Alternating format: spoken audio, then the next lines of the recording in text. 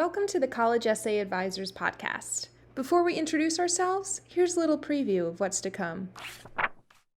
My go-to trick for this is just to break that prompt apart and to think about talents and interests and identity individually, and also to think about them in in ways that might be slightly unexpected.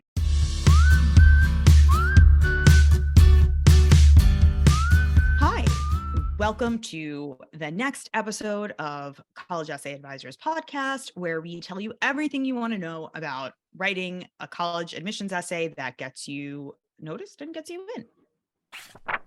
I'm Stacey Brooke. I'm Becca Myers. Yes, she is here today. Present. Today we're going to talk about the Common App prompt number 1, which we sort of nicknamed the background essay. I didn't know we did. Yeah, we do, because it's all about your background, girl.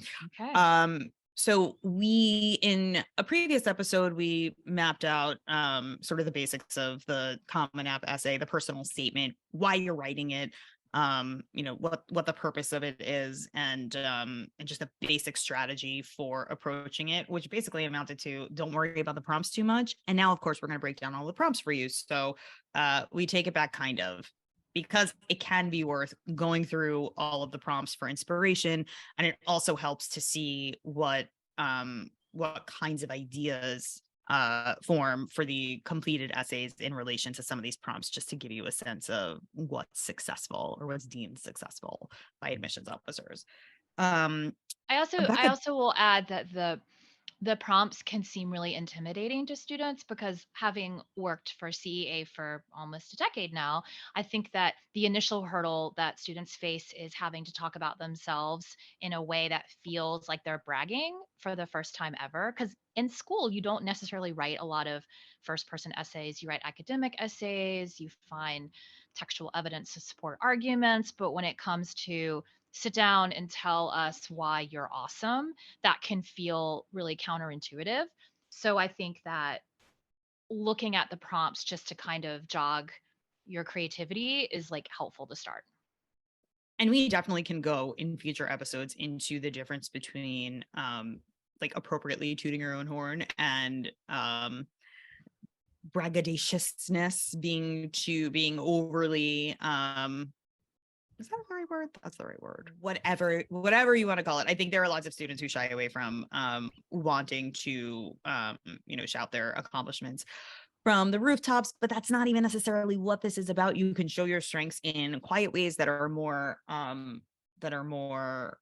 aligned with your natural personality. So we can definitely dive in future episodes into like what to do if you're not the kind of person who likes to pump yourself up for other people. Well, and actually this is an interesting seg to an example from a student I have for the first prompt, if we can move into that. Before you do that, I'm just going to read the first prompt for we should do that. Yeah. Those folks who don't know what it is. Okay, so prompt number 1 reads, some students have a background, identity, interest, or talent that is so meaningful they believe their application would be incomplete without it. If this sounds like you, then please share your story. So it's the background essay. Where are you from? What do you do? What makes you you? In years before topic of your choice was an actual option where literally the Common App said, write about whatever you want. This was used essentially as a topic of your choice because it's so broad. But I'd love to hear your example. It does like sort of overlap. Yeah, I get that with like the last prompt, right? It feels like pretty broad in that way. It overlaps with pretty much every prompt that comes after it. I think you can probably categorize almost anything you've been through or anything you do as something that is a background, so part of your background. So that can be cultural, that can be experience wise. Same for identity. How do you define yourself? That can be related to so many different things. Interests, again, opens another like huge can of worms. Like, what do you do? Why do you like to do the things you do? Talents, like, can you stand on your head? Can you sing all of the key changes in Whitney Houston songs before they come up? That's definitely a talent of mine. That is, key changes, my first great love. So yeah, background, identity, interest, or talent, super, super broad. I've actually found with my students that even just thinking about each one of those things separately is helpful sometimes, Yes. because when you take the question as a whole, it feels like almost overwhelmingly broad, but each one of those things kind of narrows the buckets a little bit, in a way that I think makes it easier for you to think about what you might have to offer in an essay. Yeah, and offer is important because it shouldn't be like a passive interest. Like, for example, if you're super into like collecting bugs or something, but you don't do anything with them, like you don't actually like, you're not interested in going to You don't school to reanimate study them in a that. diorama and Right, right, right. make You like, I don't movies. know. I'm describing probably like a future serial killer. I don't know why someone would just collect bugs and not actually do anything with them. But if you I just have like actually a know bunch of someone who collects cicada skeletons there, whose kids collect cicada skeletons, and it is like the most interesting thing I've ever seen in my life. oh, Write a interesting. college essay about that. But then I would think that if that's your interest, you need to take it in the direction of like it's a metaphor that extends to something in your life where you've been like a full participant in something as opposed to maybe just lining them up on your windowsill. Great. Or maybe how the cicada skeleton is just representative of rebirth, regeneration. Yeah, that's beautiful. Thank you so much. Yeah. Yeah, I mean, I agree with you with the interest. I mean, I actually think, and one of the prompt number 6 is actually one of my favorite prompts and one of the most underutilized prompts, I think, which is about like topics that you can talk about or dive into like at length ad infinitum. But I think sometimes when it comes to an interest, you don't necessarily have had to like start a club related to it, or taking that interest to like the nth degree in terms of proactivity necessarily, if there's something like private about it that is satisfying for you that you can articulate and that informs your worldview. Yeah, absolutely. Like definitely informing the worldview and that you can like I'm the queen of metaphor, like when I'm working with students, right? Because of my poetry background. So I'm very interested in taking something like Stacey said that's private and finding ways that it branches out into maybe more public areas of your life. But again, doesn't have to be like a recapitulation of your activities list because then it feels like you're almost like using this beautiful private interest for like I don't know, kind of creepy not creepy but like nefarious purposes. Like you don't want to like capitalize on something that is like actually kind of beautiful and lovely, if that makes sense. Well, also, the reason that it's meaningful to you might be entirely like self-growth related. Maybe it doesn't have Yes. to these I think there's a misconception that these essays have to be about how you like help the world, change the world, cure cancer, serve a million people. And sometimes they can be about that. There are incredible essays that are about how your actions or thoughts or worldview impact other people. But I also think that valued in these essays is a degree of self-reflection and the ability to understand how you grow, why you grow. You're about to enter 4 years of the fastest growth you'll probably ever experience. um, Admissions wants to know that you're going to be able to take advantage of that and unpack your experiences and become a better, more productive, more realized person because of them. So I think Absolutely. it's an undervalued approach to the essay, is to talk about how um how you see yourself and how you've grown.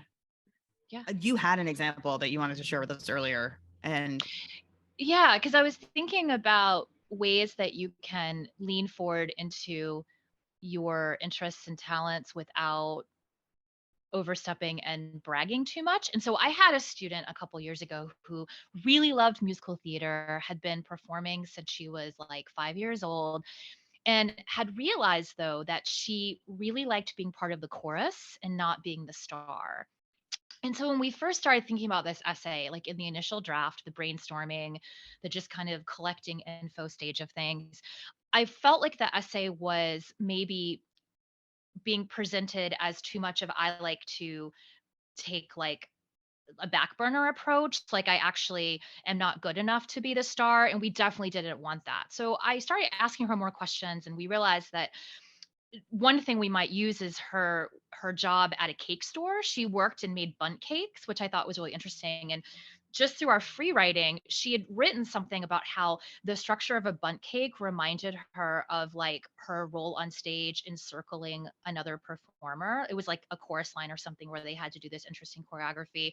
And so we decided that we would take this image of the bundt cake and we would talk about the ways that she's lifting other people up, that it's not so much about like I lack the talent to be front and center, but I prefer supporting others. And then to also balance that out, I wanted to emphasize what a strong choreographer she is, how she likes to direct shows, which is stepping forward and being the lead, but in a really unseen offstage way. So, first of all, you have this beautiful metaphor, this image of the bundt cake, which I don't think anyone else is going to forget when they read that. Like, no one else is writing an essay about a cake and choreography, right? So, that's immediately going to stay in the admissions officer's brain.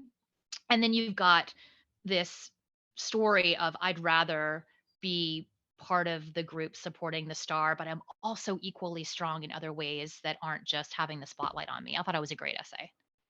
Absolutely. Absolutely. And I also think that there's a default to a focus on leadership in these essays. And Yeah. the reality is that we're not all leaders, or at least not all leaders in the same way. And I think that finding interesting ways to talk about your strengths and not just distilling things down to just baseline leadership makes an essay really interesting. It actually works to set you apart from the crowd. And of course, if you're Absolutely. a leader, if you're strong in an area, that's something worth focusing on as well. But that was one of my favorite elements of that essay, is that ultimately she sort of was a quiet leader in a way. And also everyone needs strong support in the things they're doing. And she did actually lead behind the scenes too. So, there was sort of a layered element to that essay that I really liked.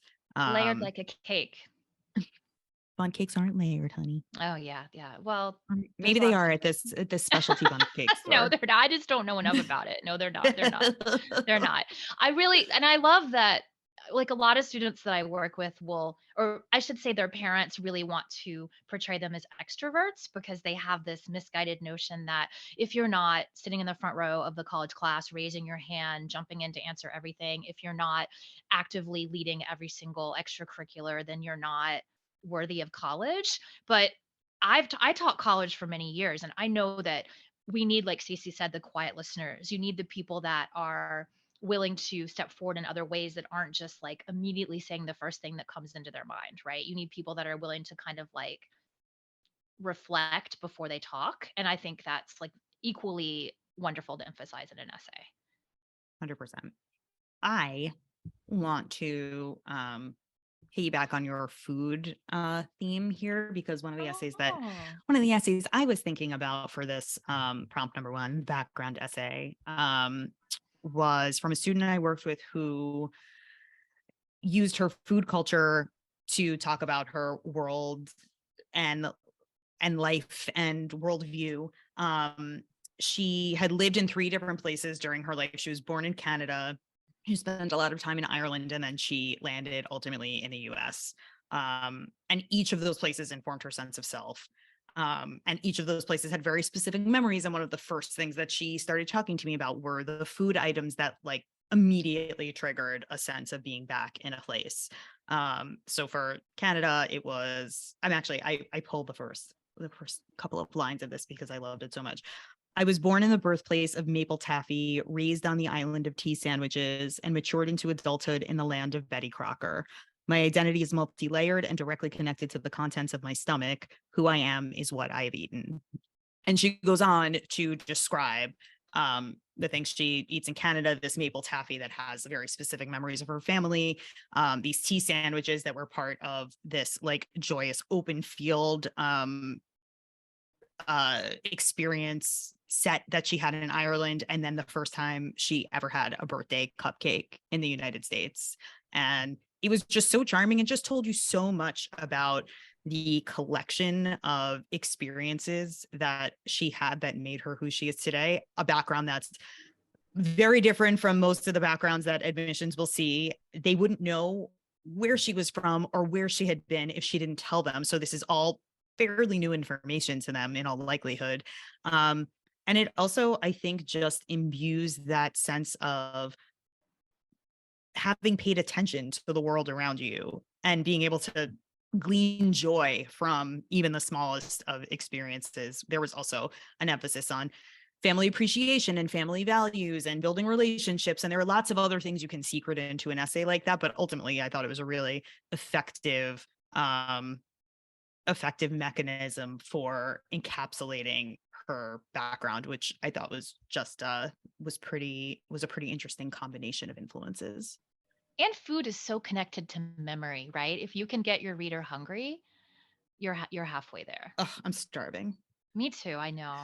I'm trying to think of, is there anything else we wanted to talk about related to the first prompt? I mean, again, it's a pretty incredible catch-all prompt.